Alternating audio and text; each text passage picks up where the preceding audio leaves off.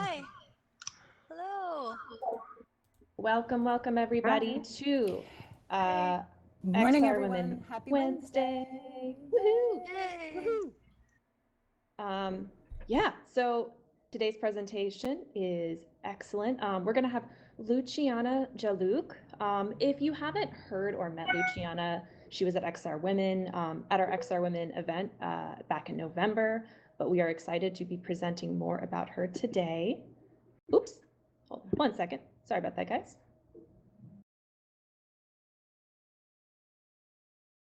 Actually, I think I have an old presentation. Karen, would you? 1 second, y'all. I apologize.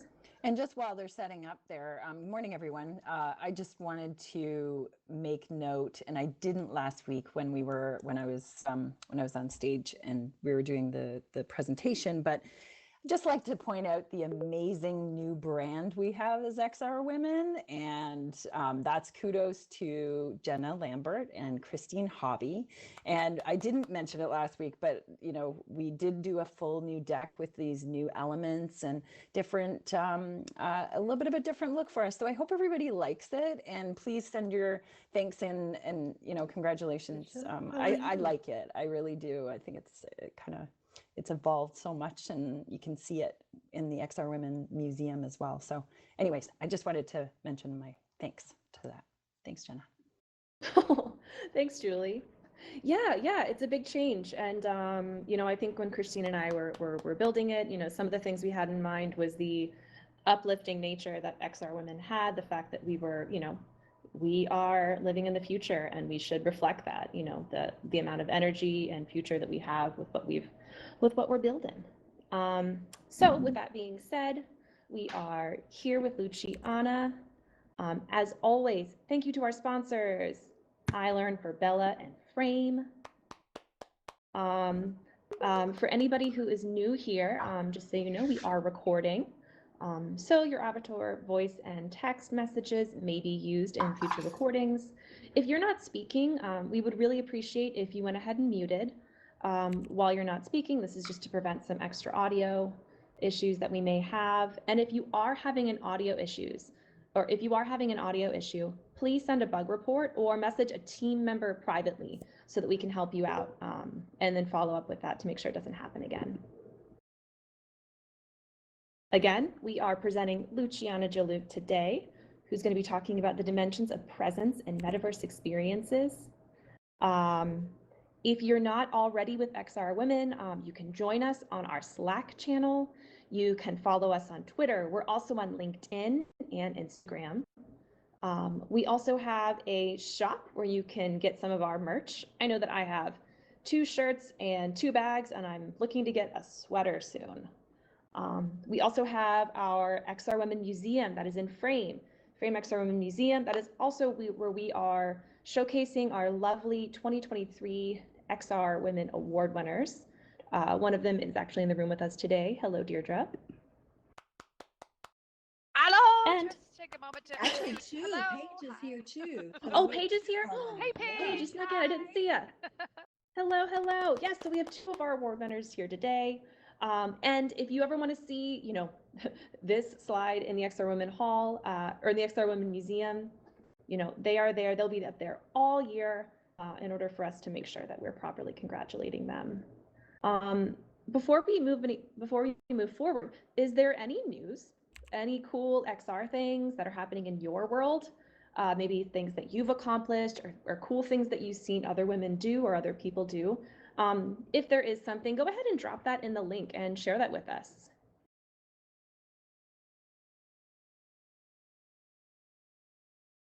We have our inspirational Women of the Future. This list just dropped, I believe, last week. And it's really, really great because there are quite a few XR women on this list. The nominations happened a little bit earlier this year, and this is a great list of people to follow, to look for inspiration for, and to see sort of what their thoughts are on things. And it's really, really wonderful to see how many of our community have made this list this year. And now moving on to our little AI beat, we've got some bits about AI. How are you using it? There's a lot of links out there and a lot of really interesting things that are happening, including an AI-powered church service in Germany. Very interesting. That same that same gentleman that's using the service, I've seen other people use him before too. So I can't wait to see how that starts moving forward in the future.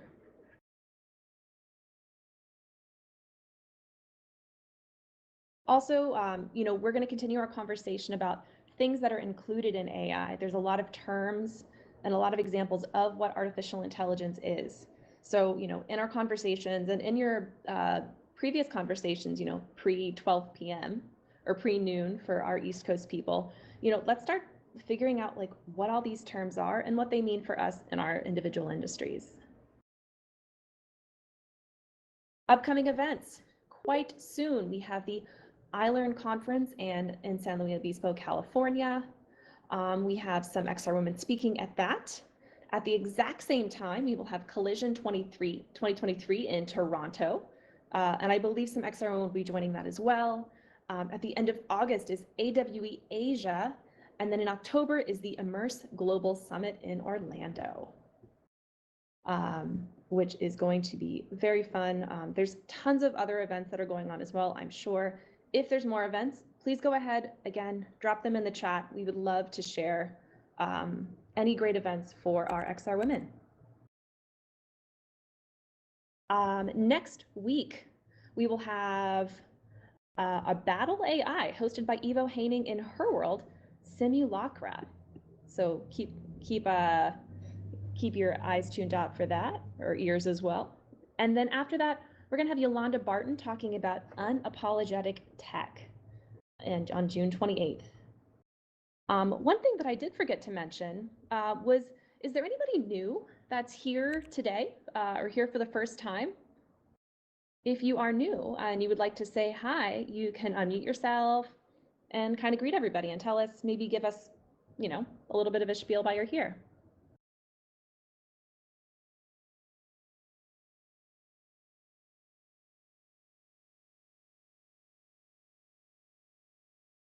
Nope, nobody new today? Okay, just double checking. All right, well, with that being said, I will go ahead and hand off the stage to either Trisha. Trisha, would you like to introduce today? Yes, I am awesome. Here. Let me make my way up to the stage. Can you hear me okay? Yes. Let me turn around so I can see everybody. This always makes me laugh every time I do this. All right. Great day, everyone. Welcome to XR Women Wednesday. I am excited because today's guest is Luciana. Luciana, I had the wonderful pleasure of meeting last year at our 2-year anniversary at Zero Space and loved her energy and the work that she's doing. And from then, I thought she would be an amazing guest speaker at XR Women Wednesday. Luciana lives to tell a good story. She embodies the mystical particles in her storytelling at the intersection of science, psychology, and art, which is deeply rooted in the relationship between humans and nature. Her mission is in service of reconnecting the roots of our humanity by investigating the nuances in between our daily exchanges. Her expression revolves around spreading universal truths and being a trigger for change with both charge and cherish. As an experienced director at Accenture's Metaverse Continuum Group, she applies a human sciences approach to forming frameworks and 3D concepts across emerging technologies. As the founder of Alleluia Studio, a from theory to practice vessel of expression, she works alongside creatives and engineers to grow and influence communities of the creator economy. So often, in designing factories of multisensory experiences, we forget the true meaning behind words, so commonly used, such as presence, immersive, and trust, which are albeit crucial to the success in directing those experiences. So today, in this talk, Luciana will cover the foundational aspects of presence in any reality, be it three-dimensional, virtual, augmented, or imagined, and by default, not always immersive.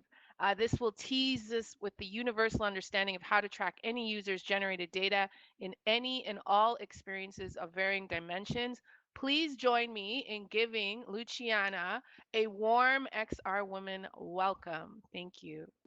Woohoo! Hi. Listo. Thank you, everyone. Thank you for this lovely intro. I'm going to just quickly go back to the start. And I'm ready to go, right? Thank you for getting me started. Um, Good morning, good evening, or afternoon to everyone here. Thank you for taking the time to, hang out with me in this space with incredible fellow women. My name is Luciana Jaalouk, as you can see.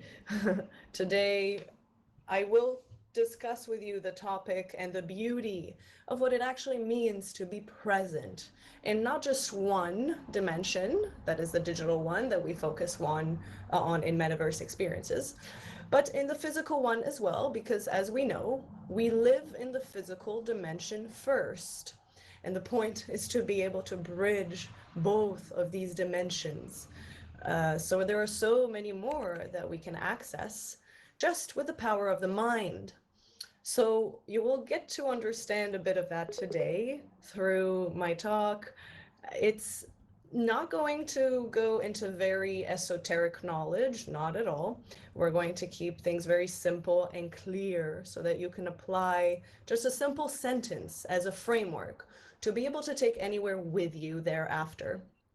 A little bit about me, I'll reiterate what has been stated. I'm an experienced director at Accenture Metaverse Continuum Group. I apply a human sciences approach to 3D concepts and frameworks across all the beautiful and emerging technologies we deal with today, including VR, AR, biometric and sensory technologies. I am also the founder of Alla Luce Studio, which is my own personal studio, from theory to practice vessel of expression. And I work alongside creatives, engineers to grow, teach, and influence communities of the creator economy, but it's not just limited to any sort of age or form of expression. It truly is a universal. My mission, among many other ones in this lifetime, though today here, is in service to reconnecting the roots of our humanity. And I do that by investigating the nuances in between our daily exchanges. My expression revolves around spreading universal truth. It's something that I didn't pick for myself, it picked me. So I allow myself to be a trigger for change with both charge and cherish. So, as we get into the foundational aspects of any reality, may that be three-dimensional, virtual, augmented, or imagined, your presence in any reality imagined, the same applies. By default, it is not always immersive. So we will tease, I will tease today, the universal understanding to understand presence in order to be able to track it, to track data that is um, generated by any user in all experiences and through dimensions. First thing is, let's just establish and ground ourselves a little bit and remember what those words truly mean beyond the buzz. Because so often in designing factories of multisensory experiences, we forget the true meaning that is so often repeated: presence, trust, experience, immersive, buzz. These tend to just be check boxes in our presentations. Do you have presence? Yes. Do you have trust? Yes. That's not really how it works.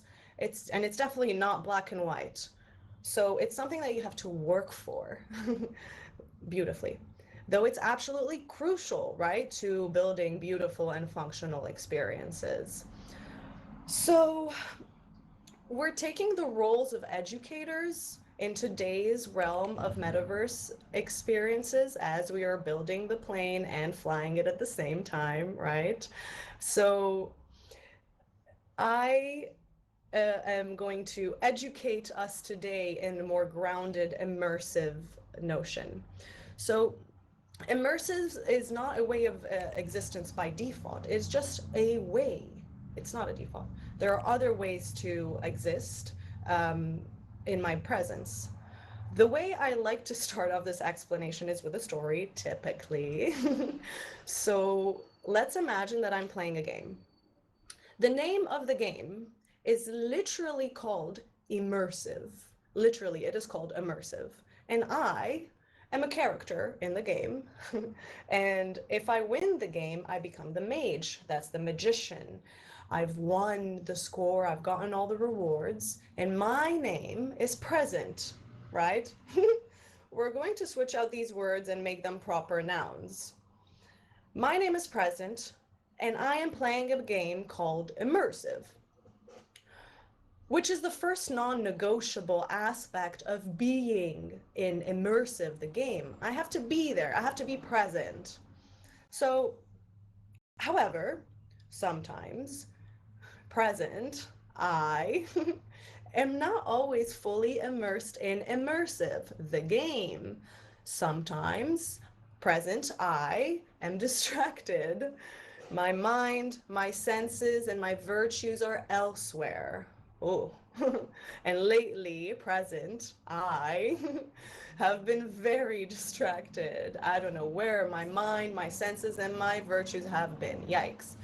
So, present, I have been retracted from immersive, the game, for a short period of time, or however long that is. That means that present, I'm supposed to be present, but I am temporarily restricted. Now, what does that mean? Typically, I like to tell the story in an Irish accent, but today I will spare you.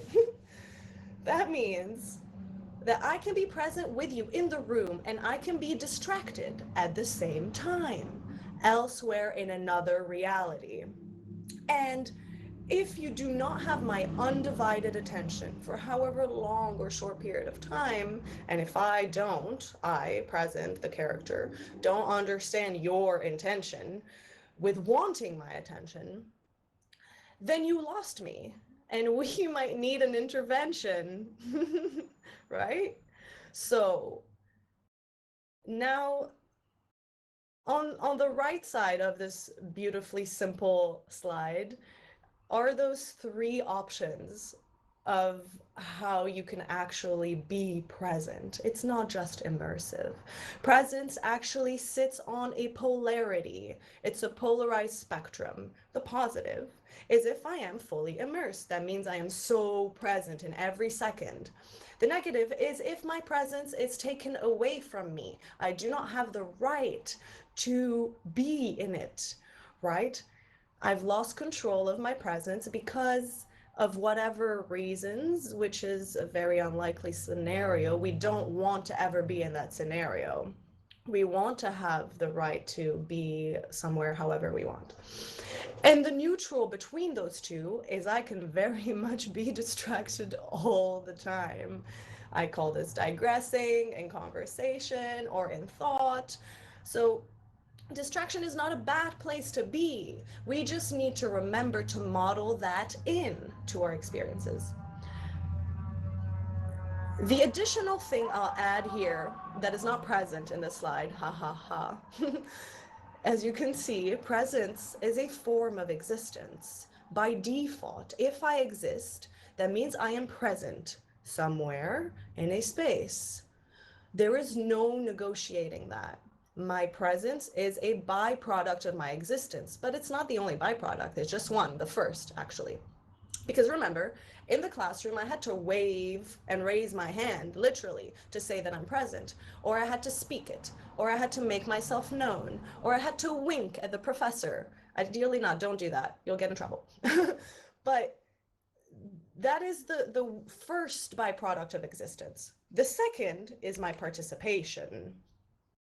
The second, literally, if I'm waving my fingers and I say I choose to participate in this, and remember, you can participate actively, passively, or neutrally.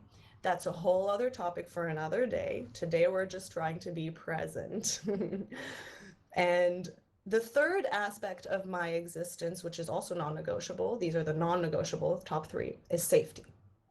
Because I am present, and because I participate with someone or someone's in however ways, then I need the right to feel safe with it, in it, from it. So these are the three non-negotiables of my existence. Again, today we're focusing on presence because we want to be able to track eventually how my presence in any given 3D world, may it be Mozilla Hubs, Decentraland, Fortnite, or my presence in the playground in my park, or in an AR filter in Snapchat that is beaming into a live stream for a large audience concert, whatsoever.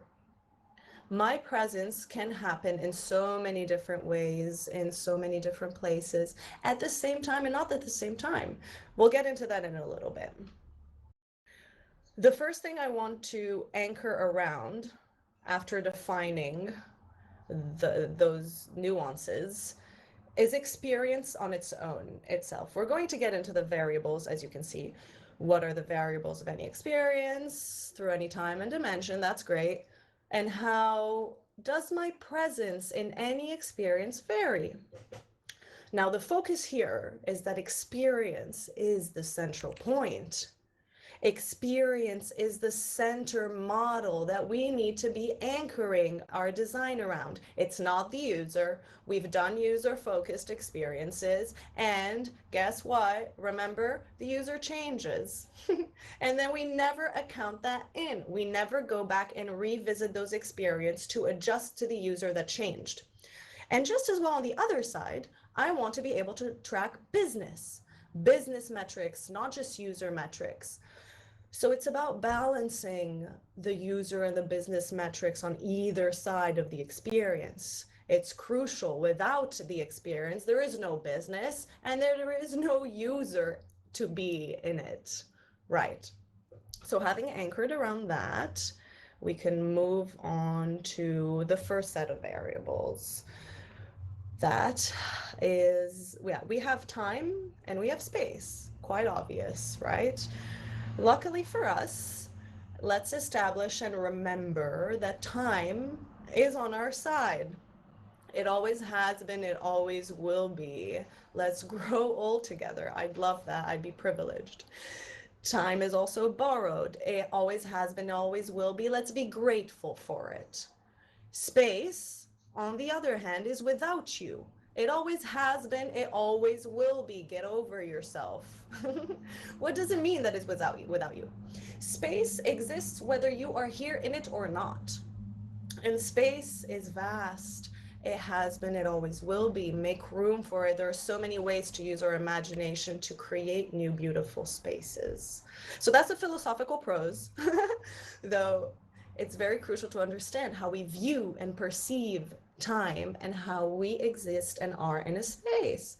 Because still to this day, in our day-to-day presentations, I see people plotting time on a line. False. I never want to see time plotted on a line again. It is cyclical. Time is a spiral.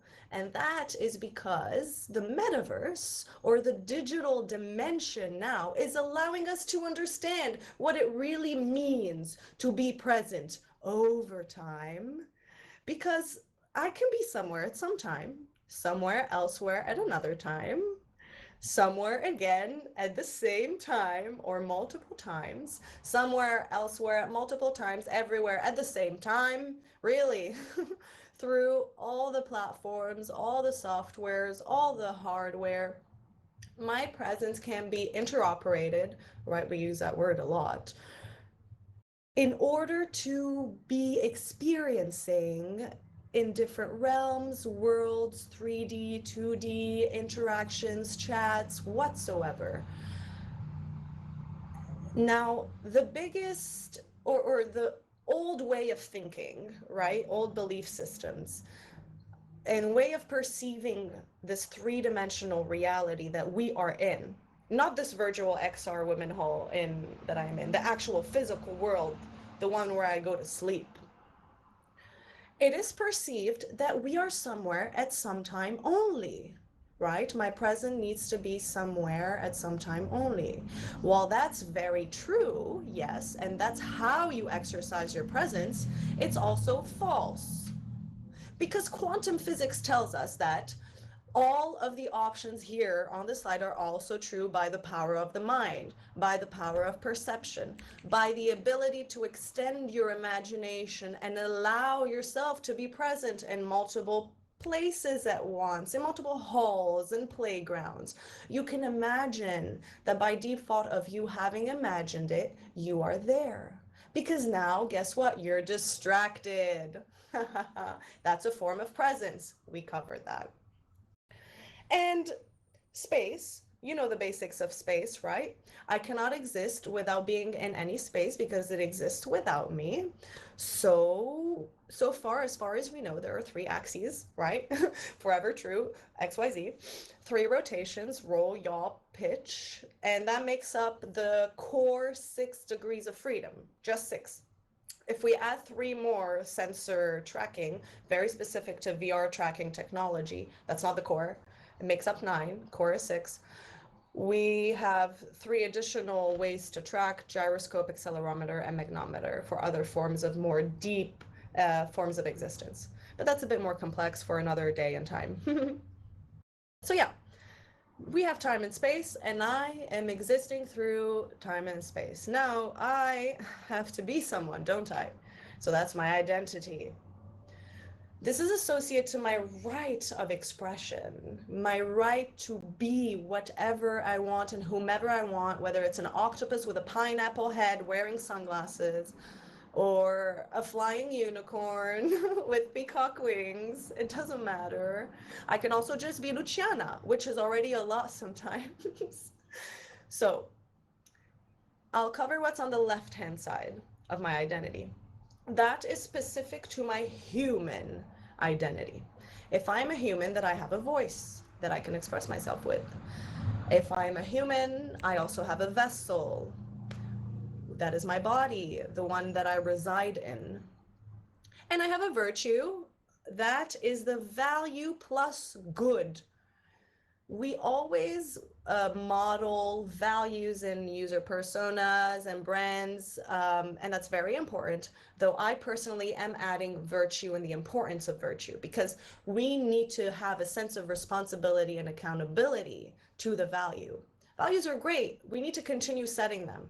But if we cannot continue to hold ourselves accountable to them in a sense of good to proliferate the good in our humanity, then if we fall flat, we don't know what values serve us anymore and what don't. I say human because if you are a bot, then you more than often have a voice. You might have a vessel. I don't know about the virtues. No. I sure do hope you have virtues, whether you are an alien, which is anything in between human, bot, and your imagination. So my identity is the right to express myself in any space, and that also is variable. Great. Use your imagination in however way you want in games. Now, how does my expression vary? It has a certain rhythm, it has reasons, and it varies depending on my safety. So with rhythm, let's just establish that whether you know it or not, like it or not, your human expression and identity has a certain rhythm. You can learn to get to know it, get on it, get with it, flow and dance with it. Though that rhythm is actually how you choose to move your motion and your emotion, that's your feelings, through a space. That's where, if we were tracking it in any platform, we call that user heat maps or hotspots, as well as user sentiments and sensations. These are the definitive variables about where and how I move in a space. Now, what drives that decision-making process to move? My reasons. I have reasons to stay, reasons to come, reasons to leave, reasons to return, etc., etc. So that navigation and participation comes with reasons that are driven by my needs, core or not core, wants, desires, or whether I'm doing it for a cause. For example, I'm doing this because I want to feel belonging in a community, or because I am craving the smell of a cheeseburger, right? And a sensory or olfactory device can help me achieve that. Um, there are many different causes, right? You can join or be present in a community because you stand up for something, or you stand with someone, or just because your friends are there and I just want to see what's up. I have many reasons. So my identity and how I move through also varies finally with my safety around it. Safety and security specifically. Safety comes from within, and within comes from what my identity, and without as well. Without is the safety of my environment, the space that I am in. Does it make me feel safe? Safety is two-way. Security is actually acquired from the tools that my identity interacts with, whether it's the identity of my personality, that's an instrument, right? Or it's the hardware, the software that I am in, the tools that are minute in the features of the game. These are the tools that help me be secure. And with time, if we pay attention to our identity and how it changes, because it always does, we can build an authentic genome around that is not bound by time or space. That's how we can implement true change. All right, so we've covered these two sets of variables. Now, what do these indicate is going to be the bulk of this. Is we're going to spend some time on this slide. Um, my presence here, I'm present in this time and space as an identity. What does that indicate for me to be able to track it properly? Three things, very simple. They indicate my engagement and my engagement levels. That is actually mapped across a spectrum of my attention. This is not to say that if you are in deficit of attention, then you are not engaged, but we all fall on a spectrum of attention. That's why when we say an attention deficit, it's not necessarily a disease, it's actually a gift for those of us who are, in the realm of digression. Um, the second thing is satisfaction, and that's related to my intention to being in the space, and that's a loading. Because satisfaction is just my ability to feel full after an experience. If I've had a good cheeseburger meal, then I feel satisfied. And I want to be able to achieve that through any experience, whether it's through a pharmaceutical service for my health, or a car configurator service, or rental real estate. Do I feel satisfied? The third is performance. That's actually the accumulation and the addition of engagement and satisfaction together. The performance is a cyclical assessment because we have to be able to revisit. It's not just a once and done. So let's cover engagement for a little bit and take some time there. The user is engaged when they are focused somewhere, right? Your ability to focus is what makes you more or less engaged. Healthy focus is achieved by the mind or any voice operated by through your tools, through your features in a game. And the way we choose to interact with each other is through our communication. Communication happens in an exchange of clusters. We don't just communicate one-to-one. I mean, we do communicate one-to-one, but in order to track one-to-one communication is very misleading. We have to be able to track patterns of, clusters of. That is how we evolve and interact with each other in order to understand ourselves. And what is an exchange? It's something that you either receive or send. That's either one-to-one, one-to-many, many-to-many, intimate, targeted, or free in a social setting, however small or large. So what can you send and what can you receive? Sound, that's the first. what you receive or hear, sing via audio transcripts, chat, etc. Words, that's what you spell, read, whether it's product metadata, chat messages in a platform, etc. Energy. Yes, we exchange energy. Exchange is sent and received all the time. That can be called absorption, projection, transmutation, but we're not going to get into these technical terms. There is energy that you receive all the time or send, whether it's influence, affluence, abundance in your existence. And we have permission to track. Let's be very clear on that. Motion. We exchange motion. That's what we see via our gestures. If I raise my hand, right?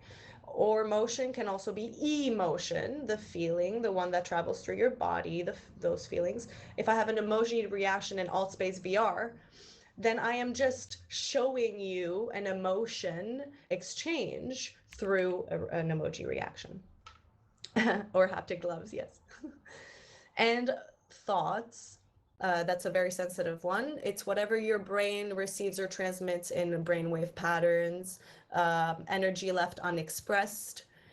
That's where BCI, brain computer interfaces, come in with thoughts sent and received. Now, we're not going to get into that rabbit hole. It's a very deep topic.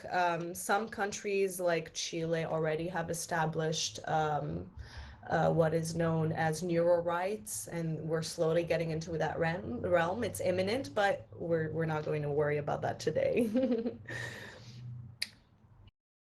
If I communicate a lot and I send and receive a lot of exchanges, then I am highly engaged.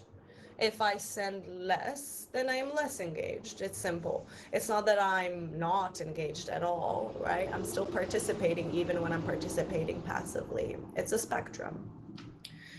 The key here is to ask for consent of my exchange and to be able to track it.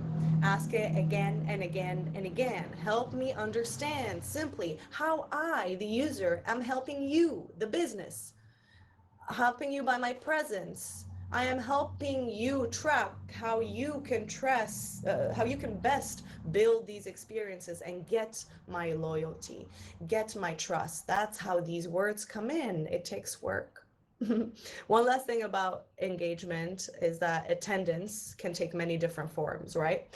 Because I'm in a space or many different spaces. That's my ability to be attentive.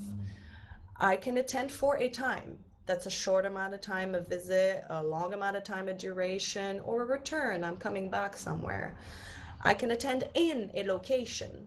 A location can be many very different things: the environment, the software, the hardware, or the experience itself. I can also attend as an identity. We've covered that already. Human, alien, bot, however you want to call it. I can attend via an exchange. This is everything we're talking about now. Communication. We're exchanging our understanding. We're exchanging ownership. And I can be in attendance for a cause. That means I am here to stand up for something, someone, for myself, to fulfill a need, want, desire, etc. Okay, satisfaction. This will be a bit more simple, though in the same spirit, everything also happens in patterns of understanding when we are looking to track understanding.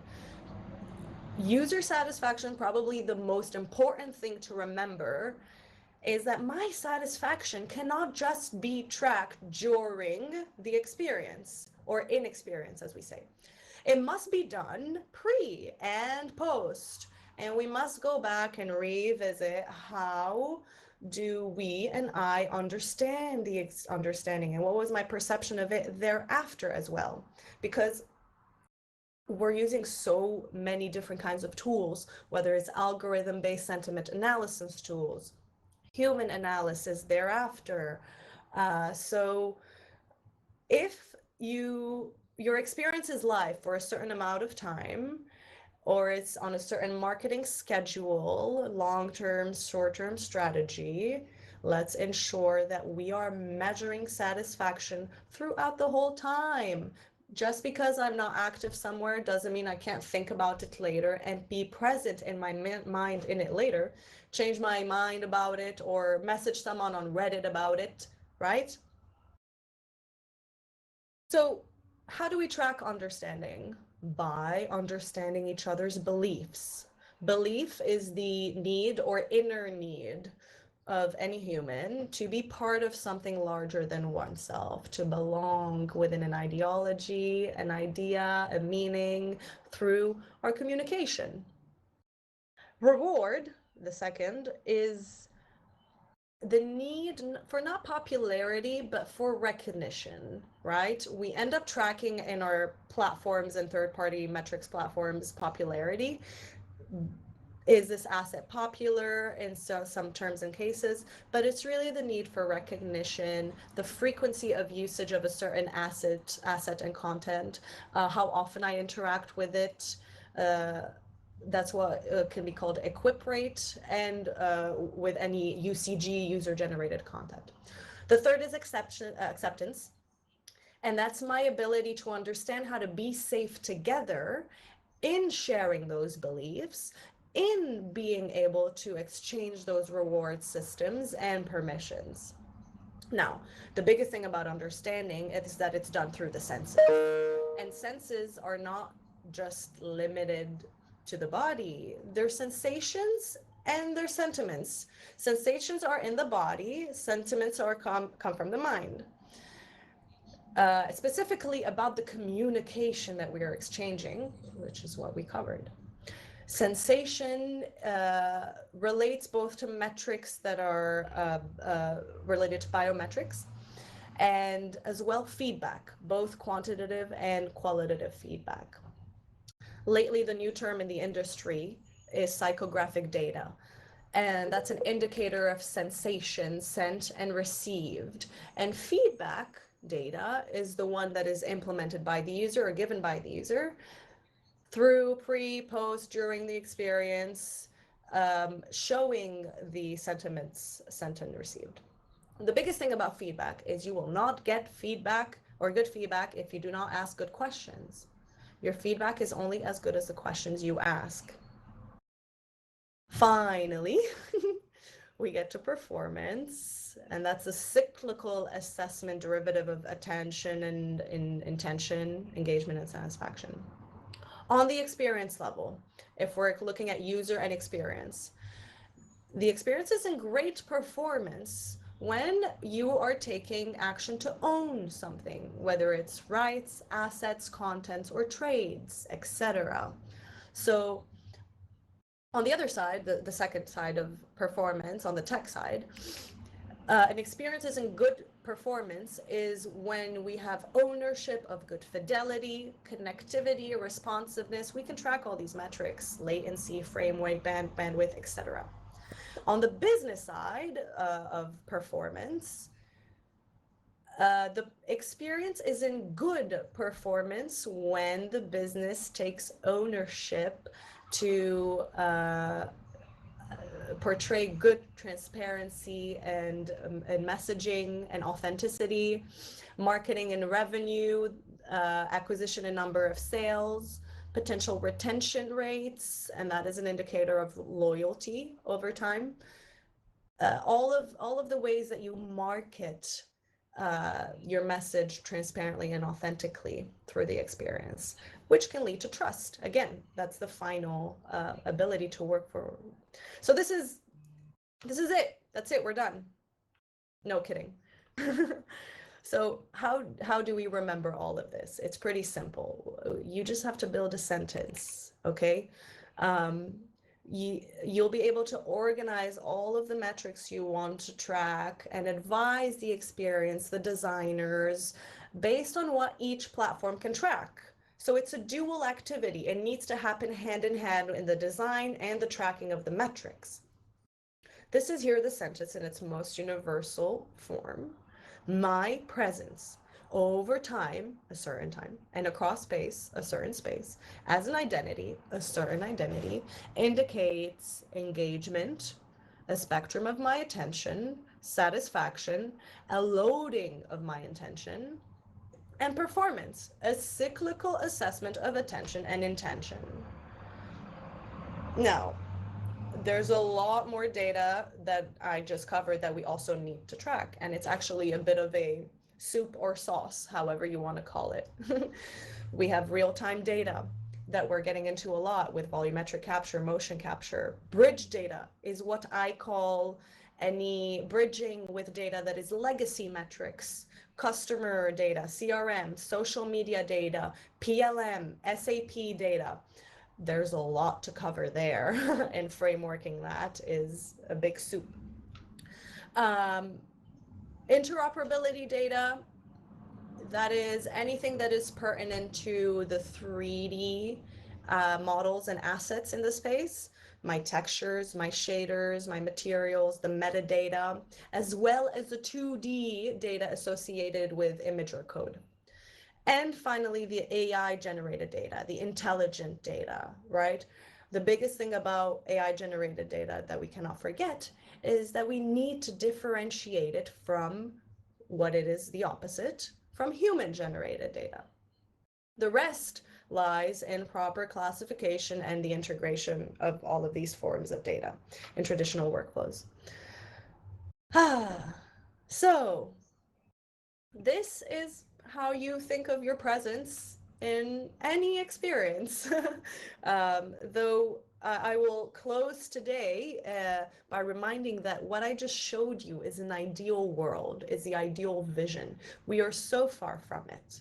We have so much work to do to be able to get to this bucketed, organized understanding and flexible at the same time, flexible and modular way of thinking where I can change. I am allowed to have an identity and time and space that varies.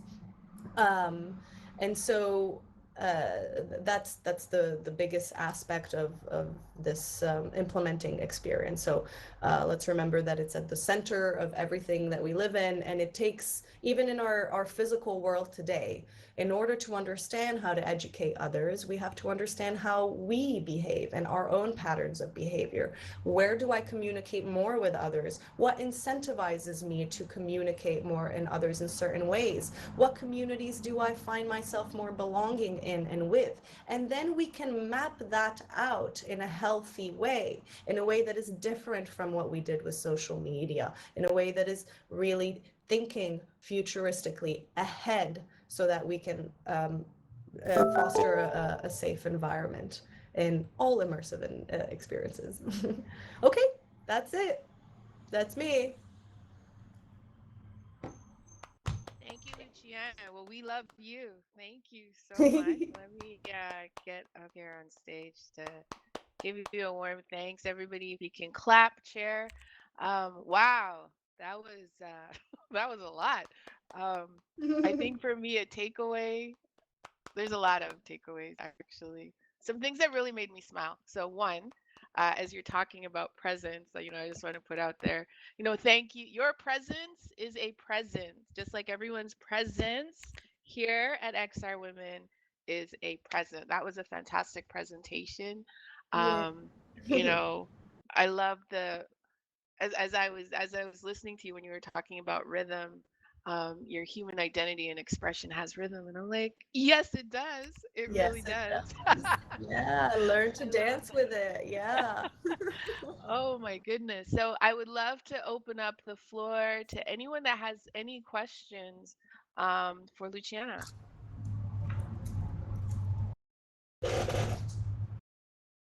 I Thoughts, s- questions, concerns, threats, all are welcome. unmute if you do have a question,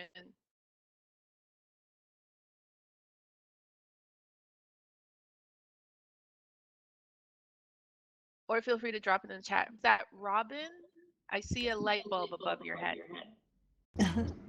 I have a question, and it's Yes. more about you, Luciana, and about how you came to develop this approach and this conceptualization of what is going on in immersive experiences. And can you give us a little background to that? Yeah, absolutely. Absolutely. That's actually a very good question.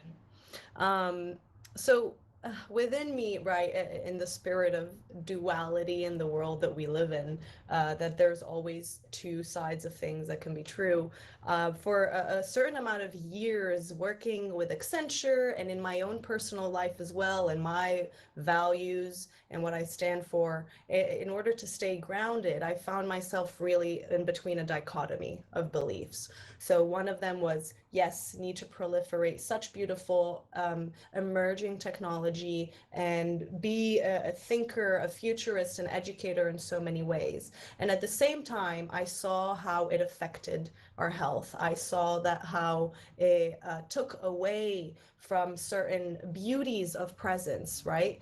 And we want to be very careful about what we show and teach others, specifically at this stage. I think it's no coincidence or no shock that we are really living a pivotal moment in this world that we are in. So it's really, I took it upon myself as a responsibility to um, be the living embodiment, the example to show how you can get there, whether it's in the 3D, in the physical reality that we are in, and there's still a lot of misconception around time, space, and how to really truly be present. What our voice or vessel really teaches us for. And at the same time, to understand that there is going to forever be a need for progress. We are a society that is moving at lightning speed right now through all of these emerging technologies, much faster than how the internet came along, right? That is not a surprise either. And there are so very few people in the industry who are thinking about those things, who are thinking ahead of the nuances and biases. And yeah, so often we get caught up in deadlines and schedules and budgets. So it's really about anchoring back to what is true to us forever. So far as I know, I don't have the ability to be in a fifth dimension or sixth dimension and be in a metaverse experience without my body, right? I don't think I've experienced that yet, though I meditate a lot.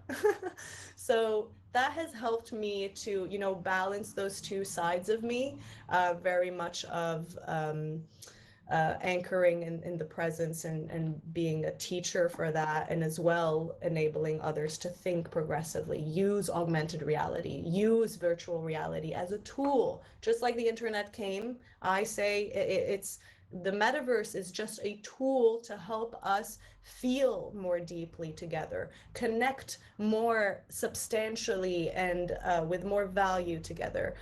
It's never going to replace your form of existence. It's not going to replace how we do things in everyday life. We still need to go outside and touch the grass in order to ground ourselves. So, yeah.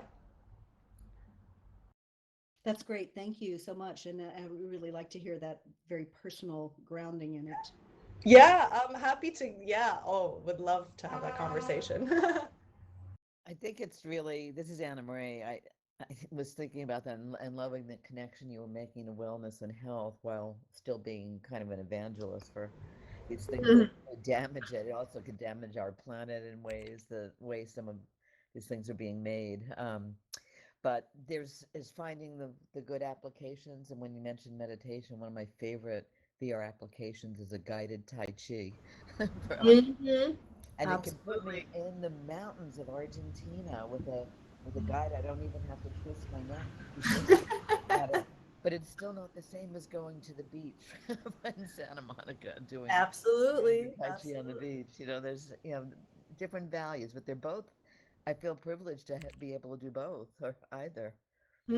Exactly, because they both serve a different need for a time and space, right? And you can't maybe go to the real life beach, but you have this experience in a headset that allows you to imagine for a few minutes away, to take a moment to be away, to be distracted. But you are present in that VR headset, but you're distracted elsewhere from your physical reality. So yeah, it's so long as it fulfills a need. Yeah. Yeah.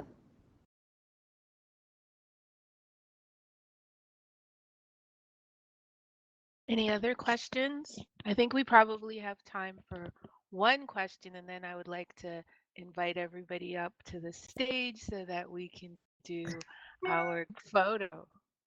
Ooh, yeah. We might need the time to organize ourselves. Better world. Paige, I see your hand up. Go ahead. Sure. Thank you. Thank you, Luciana. I really enjoyed this Thank you. conversation that you shared with us about the sense of being past, present, and future all at the same time. Yeah. And in VR as well as just in life, it feels really easy to kind of live in that liminal space between. Do you find, I guess I'm thinking of more questions as than one as I'm actually building this, Mm-hmm. seems fitting, but what's next? What lies in your dreams? In relation to time? Sure. I guess it depends. I need a bit more clarity on the question because dreams are a whole different, beautiful hole to get into. But dreams, in relation Well, to, I was going to start to ask you like what's next, and yeah. then I felt dreamy as I was doing it. Mm-hmm. And as well as just that uh Theodore Herzl said, if you will it, it is no dream. So really our Yeah. dreams bring us to that next. Yeah. And I'm wondering, like, even though time is cyclical, Mm-hmm. we often perform in a way that there is now and next.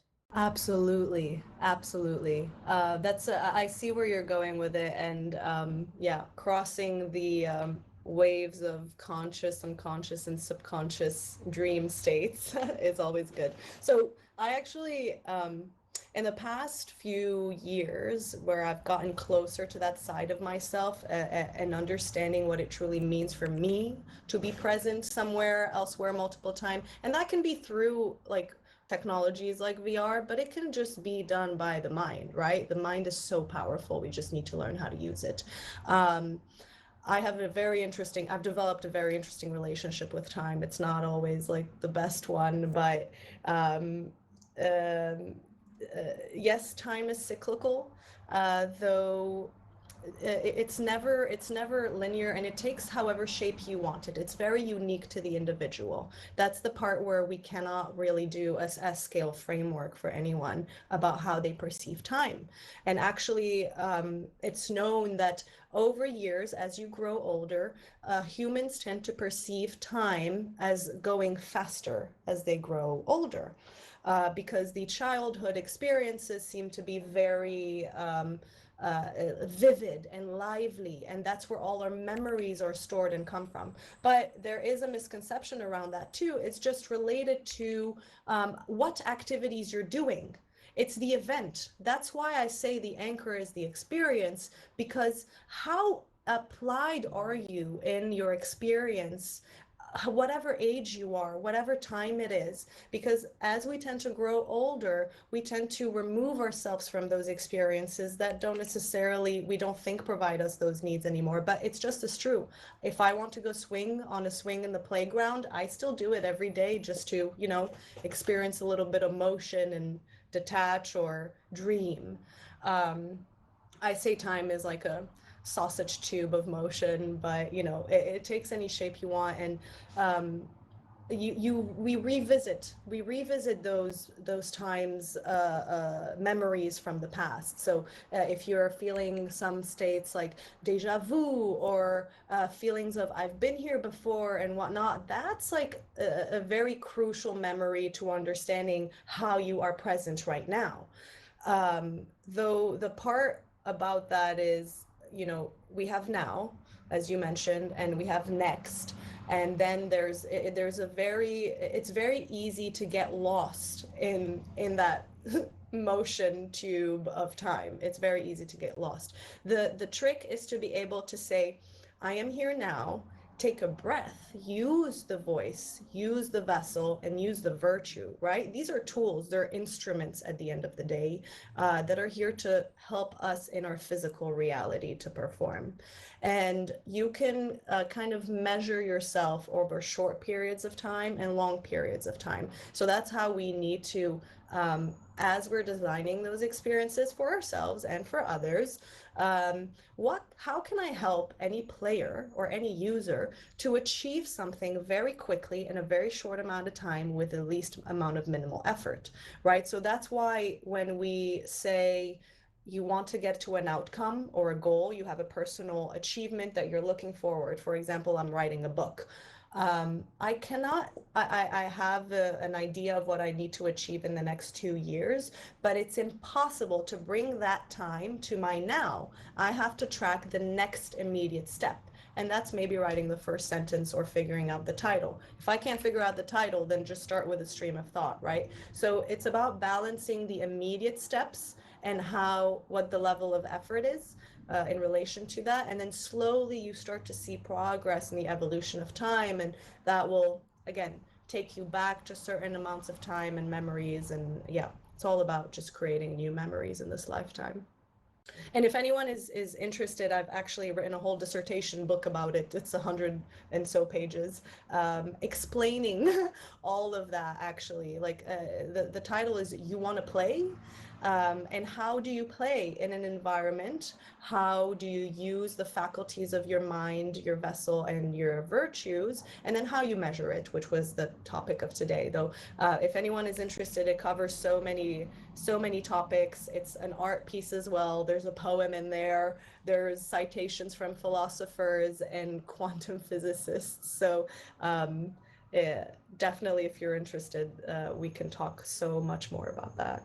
I'm totally interested, and actually, this whole area, we're at the end of today, but I Mm-hmm. think that dreaming and that kind of thing, in particular, memory and dreaming, it's a topic maybe we could have a meeting on. My husband used to work in an area called social dreaming. It was started in the '80s by Gordon Lawrence in the UK, and Mm-hmm. I think Wendy might know some of this, and maybe Sarah Barker might.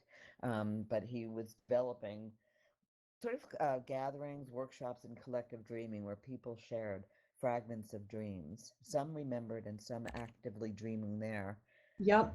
but Yep. and sitting away, facing away from each other in a snowflake fashion. Mm-hmm. And one person would record the string of fragments into one collective dream. It was really amazing. It was a way to get in touch with that world. And we thought actually we were starting to develop, write something for Magic Leap, based on that. So he did a lot of stuff with sand trays and play and that sort of, Oh, yeah. So it that's was, so beautiful. I'd love to see that too. We have yeah, follow-ups. yeah, we can share some of these back where there's some interesting elements there, I think. Yeah.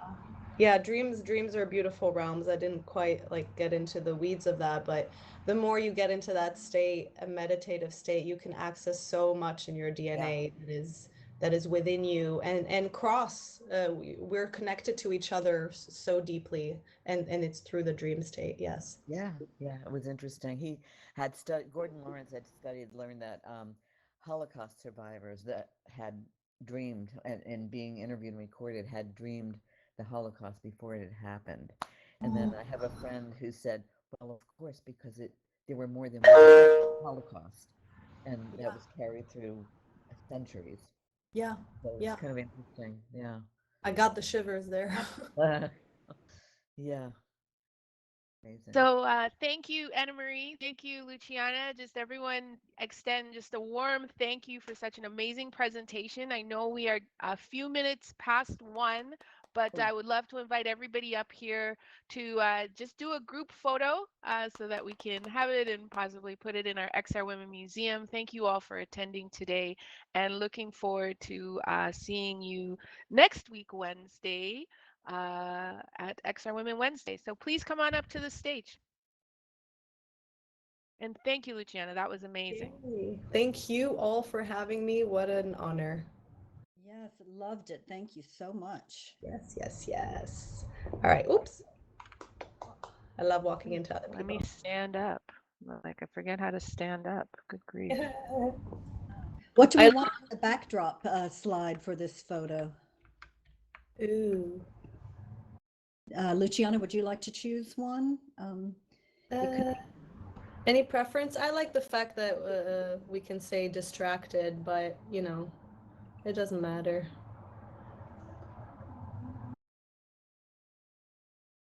Let's pick.